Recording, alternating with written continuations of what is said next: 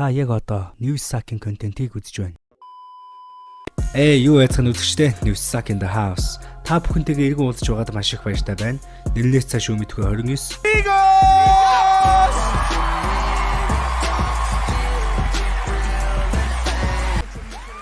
Yes, sir. Future Amigos, but all them niggas sound the same.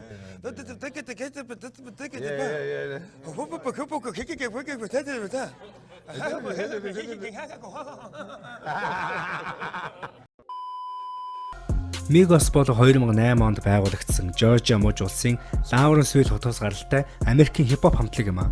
Тэд Take Off, Offset, Quavo тайзны нэрээр алдартай 3 рэперээс бүрддэг. Тэднийг Атланта хотод төвтэй рэпер Gucci Mane, Young Jeezy мөн хамтлагийн Gotch K нар удирддаг. Migos нь DJ Daryl, Murda Beats, Mitra Boomin зэрэг продюсерүүдтэй байн хамтран ажиллагаа. Migos нь гурвалсан хэмнэлээр өрмөц байдлаар алдаршсан. 2013 оноос хойш тэдний хөгжим нь дэлхийн нийтэд COVID-19 мэт тархаж өдгөө тэд үндсэн урсгалдаа хүчтэй атомын бөмбөг мэт дэлбэрч яваа ийм хамтлаг байгаа.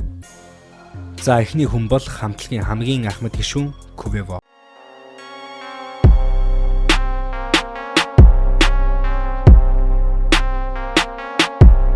Та яг одоо Newssack-ийн контентийг үзэж байна.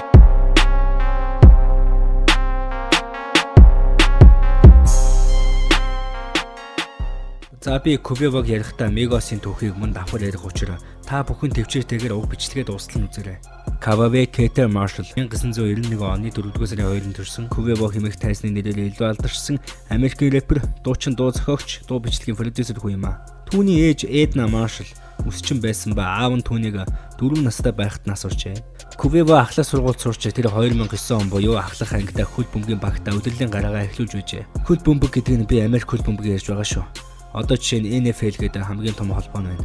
Quavo 2009 онд нэг тоглолтод бүр 28 дамжуултыг амжилттай болгосноор ахлах сургуулийнхаа дээд амжилтыг тогтоож байсан байна. Гэвч тэр хөл бөмбөгийн удирдлаа дуусгасан хэдий ч Quavo сургуулаа төгсөхөөс хэдхэн сарын өмнө ямар нэг асуудлаас болж Berkeley коллежээс хөгжсөн байна.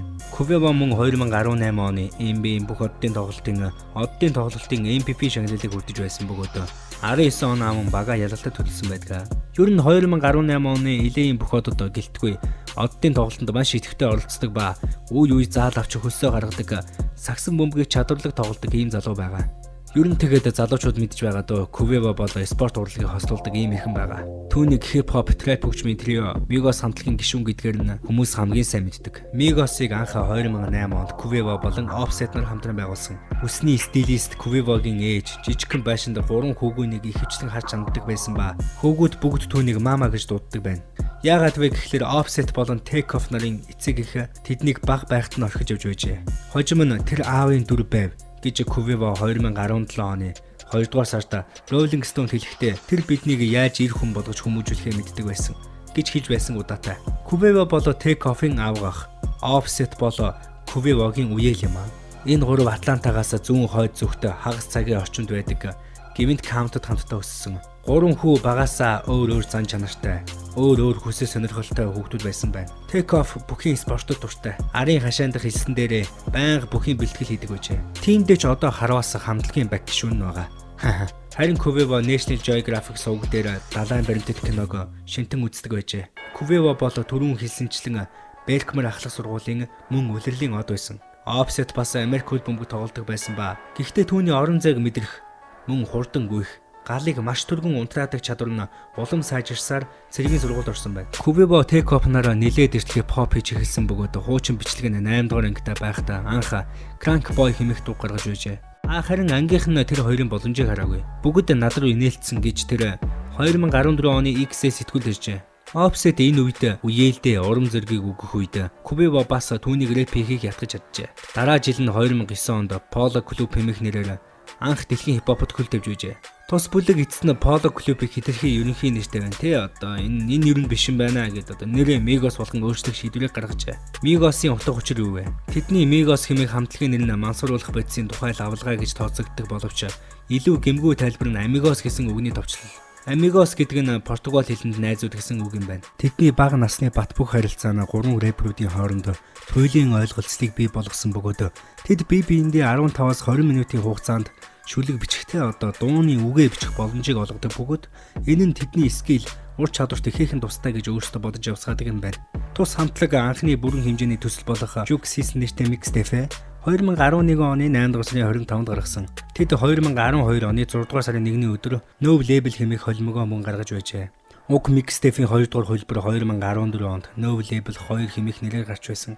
Харин тэдний амьдралыг өөрчилсөн Bando хэмээх дуу нь 2012 онд орон нутгийн одоо Атлантагийн хит болж Атлантагийн продюсер, хамтрагч Superhot, Gucci Mane-тэй хамтран ажилладаг Zitavon-ы анхаарлыг татжээ.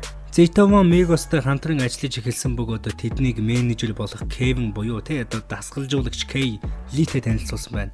Дараа жилийн 6 дугаар сард Migos нь Gucci Mane-ыг багтаасан холимог болох YRN буюу Young Rich Nation хэмээх mixtape гаргасан бөгөөд энэ нь Billboard chart-д анхудаа гарч байжээ. Харин 2015 он Migos-ийн анхны студийн цомог болох Young Rich Nation цомог нь менежер Kevin Lee-гийн хамтар 2015 оны 7 дугаар сарын 31-нд гарсан. Гэхдээ цомог гарахад тэдний бүрэлдэхүүн түр хугацаагаар 2 болж буурсан. Учир нь энэ үед Offset чоронд орсон.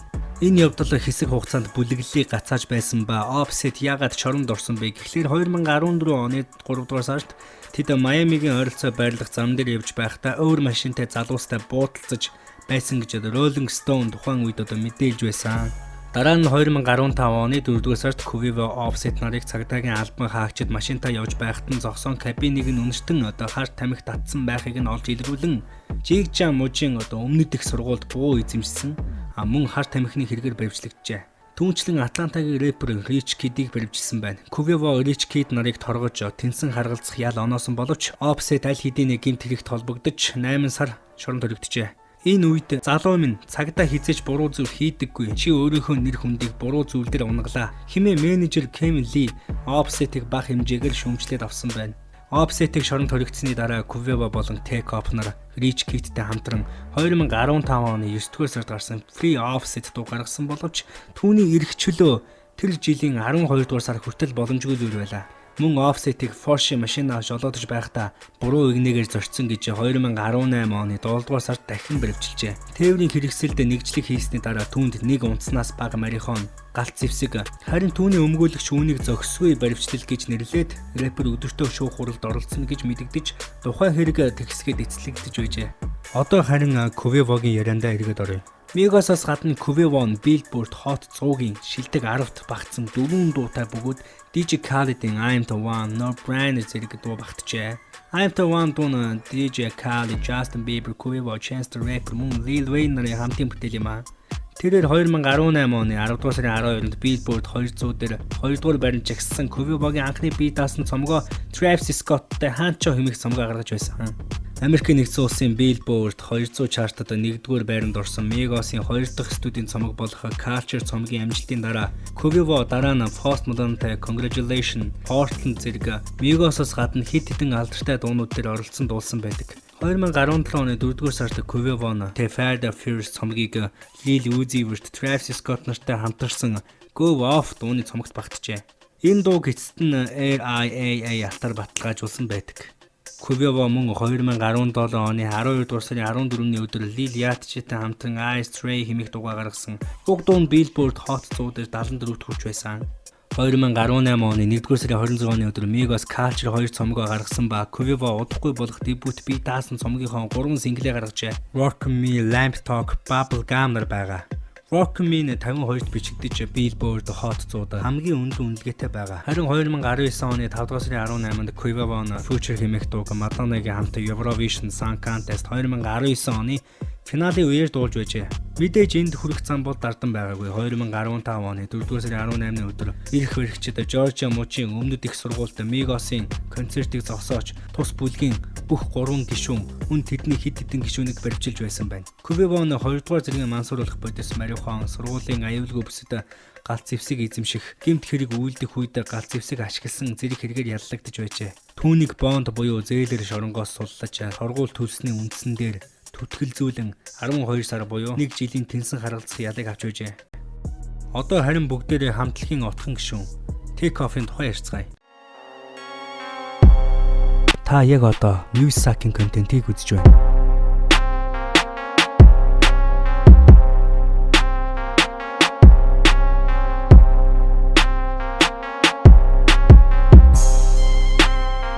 Krishnik Harry Ball 1994 оны 6 дугаар сарын 18-нд төрсэн Америкийн рэпер, дуу зохиогч.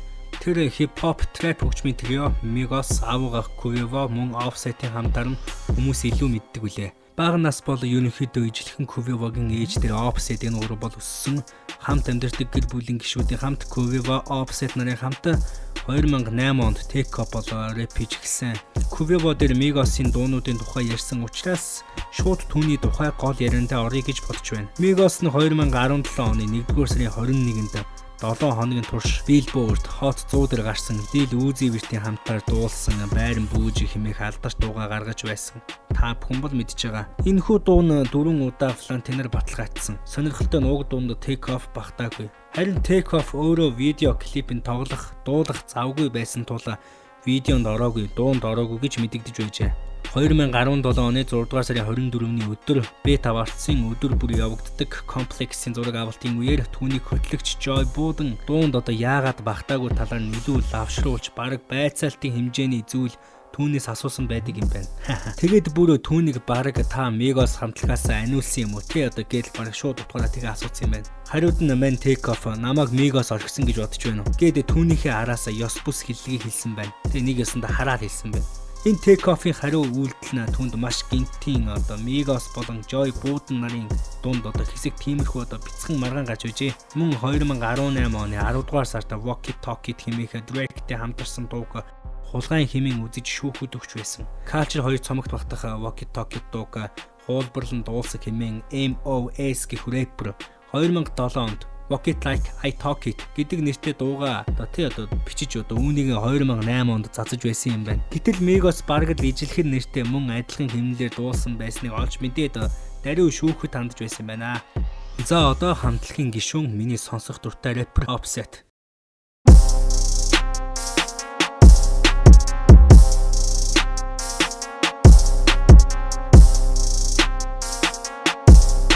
Та яг одоо Newssack-ийн контентийг үзэж байна.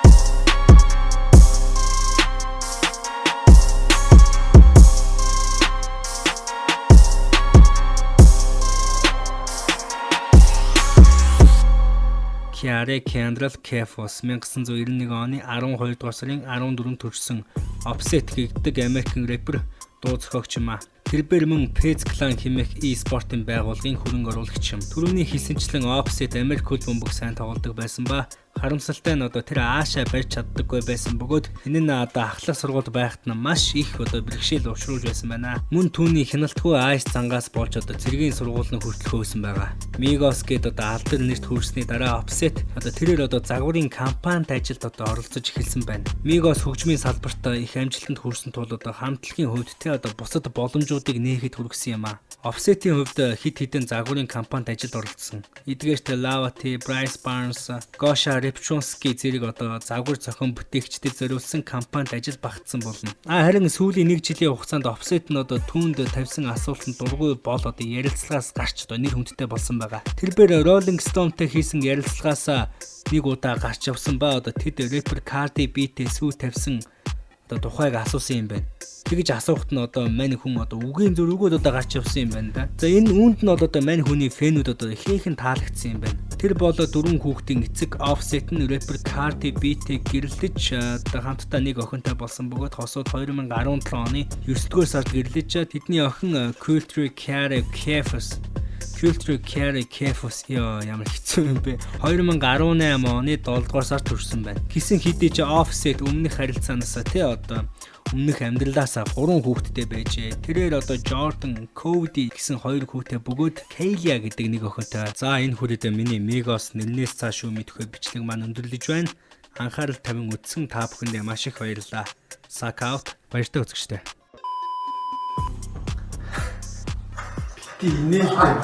Жомол зад ш. Жомолтой зүсгүй. Ихэдэж.